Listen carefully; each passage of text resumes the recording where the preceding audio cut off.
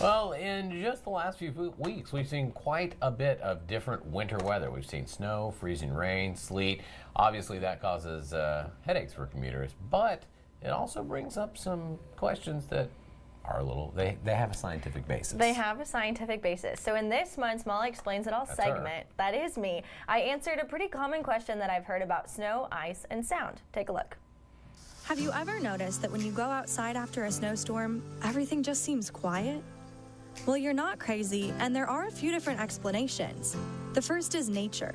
After a snowstorm, generally there are fewer people out and about, buses aren't running, and animals aren't running around. The amount of sound being made might just be less than another typical day. The second reason for the silence? Physics. Snow is made up of six-sided crystalline structures. This shape allows air to remain between the snowflakes as they pile on the ground, which explains why your boot sinks into freshly fallen snow. The air in between the snowflakes actually makes it work like the air in the foam in this sound booth. Sound can't bounce off the foam. Instead, the air inside actually absorbs it, which in turn makes things quieter. But ice is a completely different story. Where the snow absorbed the sound just like the sound booth, ice actually reflects it, so everything echoes, just like if you're standing in a gym. That echo is created because the sound goes directly from the source to your ear, but it also bounces off of other surfaces and then reaches your ear. When snow melts and refreezes or falls as freezing rain, there's no air left between the ice crystals. That makes it hard like the floor and walls of a gym.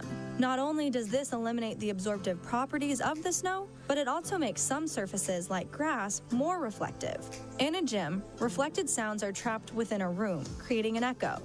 Outside, the sound that's reflected on the ice might not return to its source. Because of this, sounds seem clearer and they're able to travel further. But reflection and absorption aren't the only impacts that ice and snow have on sound. The speed of sound is proportional to air temperature, which means sounds travel faster in warmer air. Most days, the air gets colder the higher up you go, which means that sound travels slower higher in the atmosphere. This causes a sound wave to bend upward, making it dissipate at the surface. But when the ground is covered with snow or ice, the air near the surface is colder than the air above it. This means that sounds travel faster higher in the atmosphere, causing sound waves to bend down. Because of this, sound travels farther near the ground, although snow still absorbs some of that sound.